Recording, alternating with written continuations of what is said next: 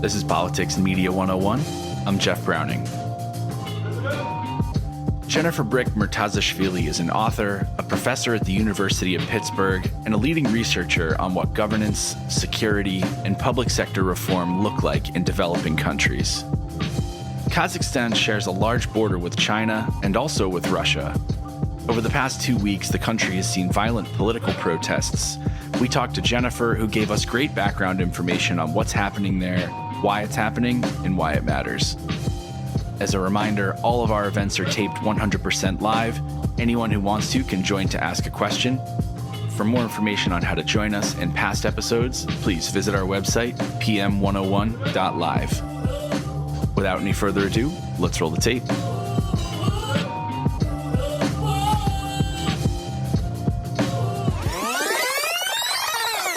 To start off, I was wondering if you could kind of outline what is actually going on in Kazakhstan. We know that there were protesters in the country's west, which is the oil regions, and also the south, the Almaty city, which is the largest city. Are they similar protesters? Are they different? And how should we characterize and look at these protesters? On January 2nd, protests began in the western part of the country. Now, I want all of you to think about, Kazakhstan is a huge country. It's about the size of continental Europe. So, to the far, that is far massive. West, it's massive. It is huge. And there's only, around a little less than 20 million people who live there. I took a train once. I went from the capital of Uzbekistan, Tashkent, to Moscow. And it took 3 days. And most of that time was through Kazakhstan, which was completely empty. 3 days. Oh my 3 God. days. So it's a vast, vast country. The western part, the oil producing part of the country, has had some unrest in recent years. There have been protests by oil workers who were upset at their treatment. In fact, the protests that began around January 2nd, they coincided with the 10-year anniversary of a massacre by the Kazakh government against their own people. So there are about 16 workers who were massacred 10 years ago in this western part of the country. And that's where the protests began. So it was hugely symbolic. And why did they begin? They began over increases in gas prices, over liquefied petroleum gas. Now, I know a lot of us are saying, like, what's liquefied petroleum? In Kazakhstan and other countries in the region, people use liquefied petroleum products like butane and other kinds of gases to power their cars. They'll put like these extra tanks in the back of the car to do this. And because it's so much cheaper than benzene or petroleum. The gas prices increased because of reforms the government had long planned. There was like a huge black market in the trading of this natural gas. And the government sort of wanted to put an end to this. The producers were producing the natural gas at a huge loss. And so they doubled the prices. Street protests began in Western Kazakhstan. But the protests that began there then spread to other provincial capitals. And I want to be clear that these protests that began were relatively peaceful. People were making demands on the government. They were talking about corruption. Some people were talking about having local elections. There are no local elections. It's a pretty authoritarian government. They were making economic demands. The protests, though, turned violent in Almaty, not in Astana or Nur-Sultan, which is the capital, but in the largest city, Almaty, which is the largest city in the country. And so many of us are speculating that this really isn't a coup attempt, because if you're going to orchestrate a coup, you orchestrate the coup against the capital city, not against, the second largest city in the country where there's no president sitting. But it was symbolic. The protests there turned very violent. And this is what we're trying to piece together, is who was behind these protests? Who were these people? And a lot of people, now the videos coming out now show kind of these thuggish young men carrying sticks. And they look very different than the kind of protesters who we saw throughout the country. And these protesters turned violent. They started looting stores. They burned down the mayor's office. They engaged in a lot of destruction. Today, President Tokayev came out and said that there was $2 to $3 billion worth of damage to Almaty. just from these protests. Just in that city? Just in that city, $2 to $3 billion. So it's not clear. There's a lot of speculation that these were sort of KGB thugs who came out. We see this a lot in the former Soviet space, where there's like peaceful protests and all of a sudden like dudes in unmarked cars show up. They don't have, no license plates, and they're all wearing black and masks on their face. And they started threatening journalists, telling journalists not to take pictures. And they were the ones who engaged in a lot of violence.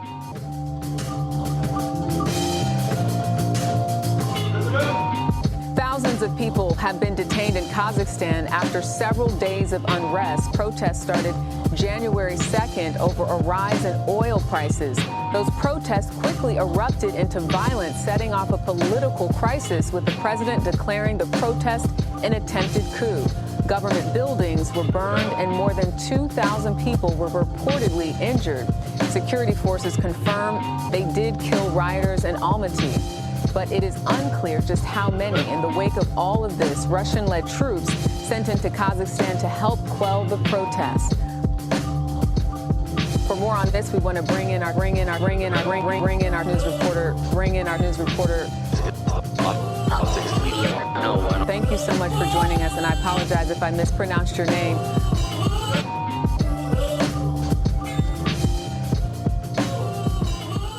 President Tokayev came to power in 2019, and he was the handpicked successor of Nursultan Nazarbayev. He handpicked his successor, and he says, this guy, Kassym-Jomart Tokayev, he's going to be the next president. I'm handing everything over to him, except for one thing.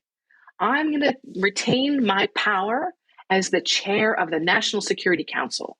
So he retained control of the army and the police until January 6th, when all of these protests happened. And that's why there's a lot of speculation about the rivalry between Nazarbayev and Tokayev's people. Google the mansions of the Nazarbayev family in London and Geneva, all over the world. I mean, vast amounts of resources, because Kazakhstan is not a poor country. It is an oil-rich state. It has natural gas, it has oil, it is wealthy, and it has the potential to feed all of its people. From what we know, there's been a media blackout, and it's been very difficult to get information out of the country and piece it all together. Was this protest that was initially peaceful, as you described, in the West, and then moved to the largest city, was it a spontaneous movement before it turned violent, or was it more organized, or do we not know? It was quite spontaneous. It appeared to be, a classic, what we call a cascade in social science. It was a cascade. It's like all of a sudden, and there was real fear, I think, in the capital that, something could happen, that Tokayev would be at risk. His government would be at risk. And so the fact that things turned violent in Almaty, and then the nature of the people protesting were really different, leads many people to speculate that they used these protests as an opportunity to settle scores between them. And they unleashed some of these people in Almaty to go after one another. And it looks like Nazarbayev's people were doing this, maybe to put down Tokayev. There was a thinking that this could be a coup against Tokayev that was probably orchestrated from the security services who were controlled by Nazarbayev. This is fascinating. So he wanted to keep power, basically. It's hard to say, but that's what it's looking like right now. And then Tokayev said, no way, shut down the internet, turned everything off, and he called Vladimir Putin. He called his phone a friend, I guess you'd say. He called his friend and he said, okay, we got a problem. And, Nazarbayev, he says, okay, let's pretend I'm Nazarbayev. Like, you're Putin. I'm Tokayev.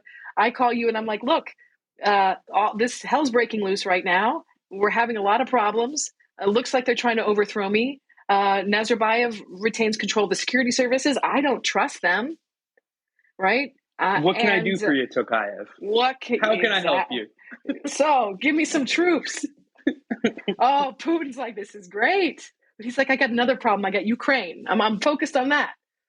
And so he sends in these quote unquote peacekeeping troops from the CSTO. So if we could go back to our Cold War days, there was NATO, right, which was the West, and the communist world had the Warsaw Pact, right? And there were these two treaty organizations, and that they were, rivals. And if anybody attacked NATO, right, attack on a NATO country was attack on all of them. And the same thing held for the Warsaw Pact. Well, NATO still exists, right, as a treaty organization. Well, when the Soviet Union fell, a lot of the countries, especially Russia, was like, well, we need this Warsaw Pact, but that was led by the Soviet Union. So let's create a new thing. Let's call it the CSTO. So it's actually been around for 30 years, really since independence. And not all the countries in the former Soviet Union have joined it, but Kazakhstan has. Okay, and so we have this unrest. The CSTO comes in. How are the everyday citizens, the maybe protesters that started out peacefully but maybe aren't so peaceful now, or the potential thugs that you mentioned from the former president and the current president, how did they react to this foreign military presence in their own homeland? It's really interesting to listen to reports coming in from journalists who are talking to people, and it seems a little mixed. So on the one hand, there are some people who are like, what the heck? Like, why are Russian troops coming here? We left the Soviet Union. We don't want that anymore. There's actually a real growing sense of Kazakh nationalism, which is quite anti-Russian in many respects. But on the other hand, there's another part of the population, especially I would say the people in Almaty, who would say, look, law and order first. We need law and order. And the Russians are going to bring it, and stability is more important than anything. This is so much information. It's fantastic. So I guess the next question would follow. We potentially have two divided factions within the country. Is one faction the Nazarbayev or the Tokayev? Is one faction closer to Putin than the other? Great question. So Nazarbayev, when he was president for 30 years, he pursued what he called a multi-vectoral foreign policy. This means we're friends with everyone. We don't want to be in anyone's sphere. We can hang out with Russia and be part of the CSTO. We can join their economic union. The Russians have something called the Eurasian Economic Union, which is their answer to the EU. And we can be part of the World Trade Organization. We can hang out with China and be part of the Shanghai Cooperation Organization, which is another security organization that's run by China. We can welcome American gas and oil companies. We can be friends with everyone. And he distanced himself from Russia quite a bit. Tokayev became much closer to Russia the longer he was in power. So seeing him call on Putin it was, I was pretty shocked. But the fact that Tokayev is leaning on Russia for his legitimacy is not surprising. So I have to ask you, 10,000 people have been detained, or at least 100 people killed. In addition to the rising fuel prices, is there any indication of what else these protesters were asking for? So they were demanding things like local government elections. President Tokayev, a couple of years ago, he put forth a really impressive reform program that included local elections, that included local government reforms, included economic reforms, wanted to address a lot of the economic grievances that people had, but he never moved forward on them. So, there's a sense that he had these reforms and that Nazarbayev wasn't allowing him to push forward on them. And so a lot of the demands that people had were actually things the government said they were going to do. The protests turned so bloody in Almaty, and the government now said, I will shoot to kill any protester that comes out on the street. Well, that ended the protests really quickly. One of the most bizarre incidents of all of this is when the internet came back yesterday. The government paraded this young man in front of the cameras, and he was not Kazakh. He was from neighboring Kyrgyzstan. And this poor guy had a battered and bruised face. His face was like swollen. He looked like he was badly tortured. And he said, yes, I came to Kazakhstan. I was paid $200 to join the protesters. And like now I'm in jail. And a lot of people immediately recognized him because he's a famous pianist. He's a famous jazz pianist who happened to be in Almaty that day playing a concert. And people just called the government's bluff. Like, this is silly. You're saying these are foreign terrorists. This is a piano player. Kazakhstan's president is calling the past week of violence an attempted coup. For our viewers that don't know exactly what's going on and give us some context of the political issues between the country's top leaders, we want to bring in our news reporter. It seems now that we're looking at this sort of standoff between two political clans in Kazakhstan. The first president of Kazakhstan, since it broke off from the Soviet Union, sort of handpicked his successor, and that was something that the people... They felt a little bit cheated that they were not able to choose their own path.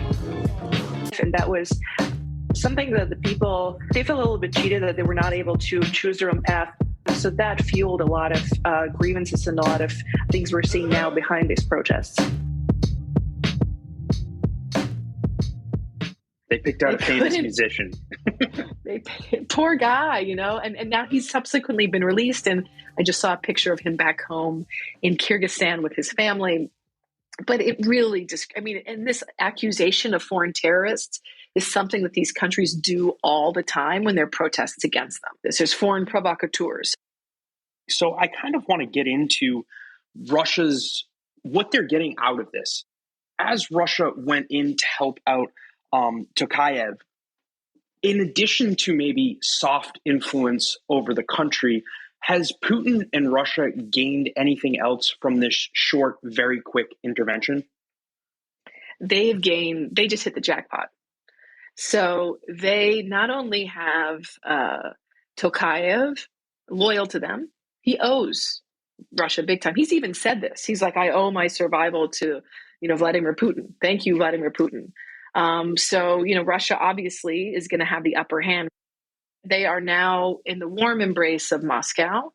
And remember, Kazakhstan has a lot of oil and gas. And there had been some contestation between China. So Kazakhstan has a huge border with China and Russia over where this gas goes and how much people are paying for it. So I wouldn't be surprised to see Kazakhstan shift its gas exports towards Russia and probably, at reduced market prices. Okay, so another question about the results of these protests. You mentioned the previous gentleman who was in power for 30 years, Nazarbayev, and how corrupt he was. The people were very upset with this. As a result of these protests, do we expect the Tokayev regime to take anti-corruption measures more seriously? So this is a really good question. And it's actually something, this is what I'm really passionate about, are these governance issues and how these leaders make deals with their people and how they work with them. And so today, President Tokayev came out and made a pretty powerful speech that was pretty popular with most people who I've heard from. He promised reforms, big time. All the kind of things he was talking about before, he's going to do them now. And he didn't mention Nazarbayev by name, but he said, there's layers of corruption. There's people who have profited handsomely. There's a lot of inequality, and this has got to stop. So he basically put the hammer down on Nazarbayev and promised that he would do things differently. The big question I think that a lot of us have, though, is, okay, now you're in power. What's going to prevent you from doing the same thing that Nazarbayev did? What are the constraints on you? What constraints, what kind of accountability are you going to put on yourself? What kind of transparency are you going to have that will lead anyone to believe that you'll do things differently? Do they have independent institutions, i.e., an independent judiciary that can act as a check, maybe a parliament that's actually independent? Or is this something that needs to be built up due to the transfer of power? So there was, the parliament is a rubber stamp. There are no really independent political parties. So there, the judiciary has some freedom because in order to have that Western investment, you have to have a guarantee of some kind of judicial independence. But overall, no, there's not a lot of political independence. But people aren't stupid, and in order to build it, it wouldn't take a lot. I don't think. The Kazakhstan has had more freedom of expression. It hasn't had the freedom of free political institutions, but it has had relatively more, freedom of expression than Russia. But in terms of, formal institutions, it does not. So it sounds like then there's a lot of goodwill, like you just said, from the protesters for these reforms. And it's not going to be the judiciary or the parliament that holds the president's feet, Tokayev's feet to the fire. It's going to have to be he himself showing the protesters. Is that accurate? It's kind of to the point where now he needs to show the public. Absolutely. He has to show the public that. But, it's really hard to believe him because of all the funny things that have been said and because of Russia. And the other thing that doesn't add up is, where is President Nazarbayev? Nobody has seen him since all of this has happened. There are actually rumors now coming out. I mean, there were rumors that he was dead. There's rumors that he fled to Geneva. But rumors say that he maybe have had a health crisis, and that's what triggered all of this. And so he was incapacitated, and that's why his group took over these protests in order to oust Tokayev, because they knew that if Tokayev maintained president, they'd sort of kick whatever patronage networks Nazarbayev had. They would no longer be as important, and a lot of people would lose money. Jen, we're going to go to the audience, try and get 25 minutes of questions in here. We will go to Greg Sattel first, and then we will go to Claudine. Greg, over to you, good sir. Thanks, Justin. I'm particularly interested in the Eurasian Economic Union. How should we think about the Eurasian Economic Union? Is this just kind of a zombie idea? Or is this something that we should be factoring in about when we think about the region, Putin, and his ambitions? That is a wonderful question. It doesn't come up as much politically as it does in some of the other countries. So to give you an example, where it really has much more of an impact is in neighboring Kyrgyzstan and Tajikistan. These are teeny tiny countries. They have labor migrants who go to Russia. It's 40 or 50% of the GDP comes from remittances from labor migrants who are mostly in Russia. And so being a member of the Eurasian Economic Union is huge because there's no taxes, you don't have to get a residency permit, you're treated well. I mean, you don't have to go through all of the bribes of the paperwork, and you're allowed to go there and live there freely. So having that is really key. In Kazakhstan is not so much of an issue because they don't have labor migrants. Russia needs those labor migrants because its population is dwindling pretty significantly. So it needs the workers from Central Asia to do so much of the menial labor, construction work that Russia requires. We're going to go to Royfield for a question. Royfield, over to you. Thank you, Justin. My question is, was the arrest of the former National Security Minister, Massimov, that seems to be the crowning move that Tokayev has basically affected an internal coup. In effect, Nursultan Nazarbayev's legacy is now definitely in question. What does this actually mean for the Nazarbayev family? As you've said, they're richer than needs be, incredibly corrupt, but still have a lot of influence in the country. So what are the prospects for them? This is really fascinating.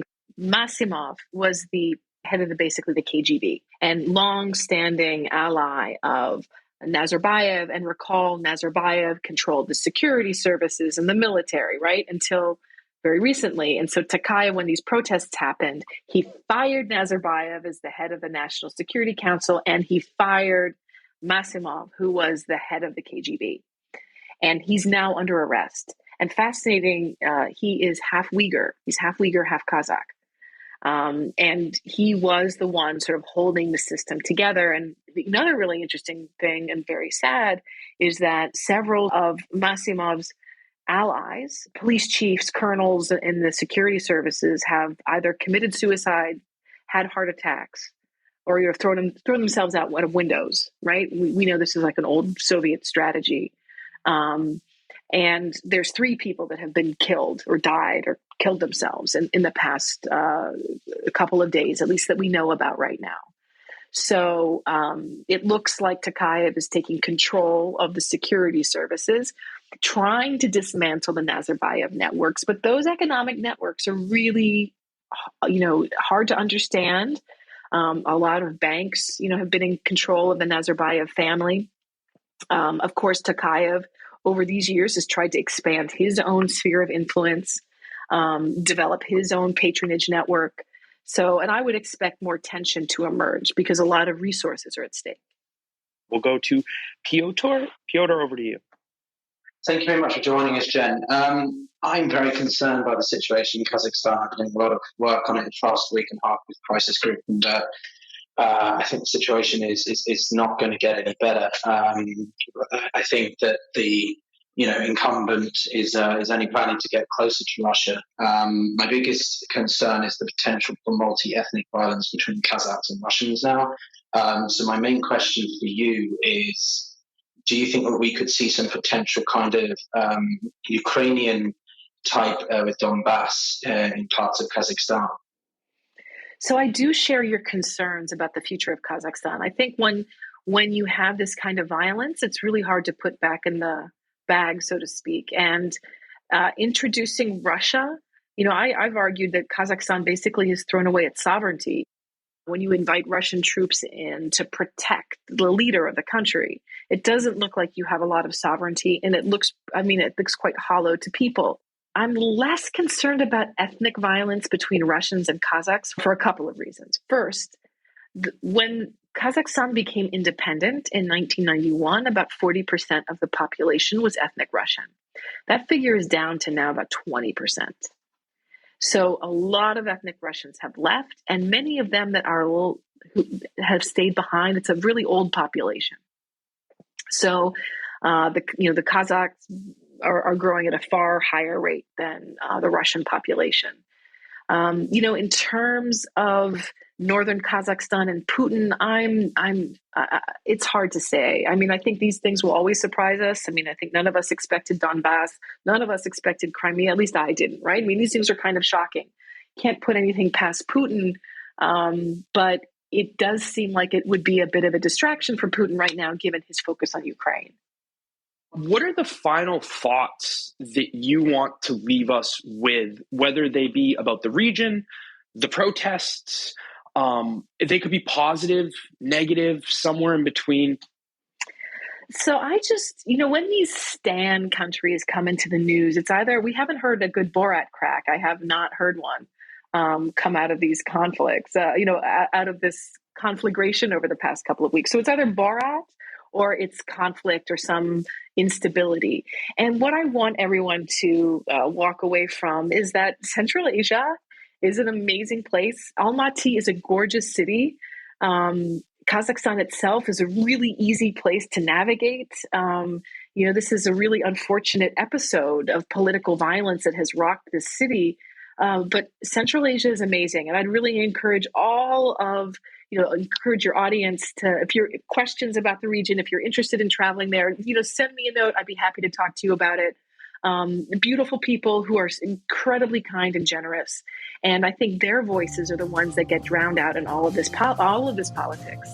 Although we think of the region in a certain terms of unstable or poor or however, it's a really fascinating place, fascinating history of true crossroads, and a place that is really open to outsiders and very, very curious. So I just leave this on a positive note about the people who obviously deserve much better And hopefully the days will be much brighter in Kazakhstan.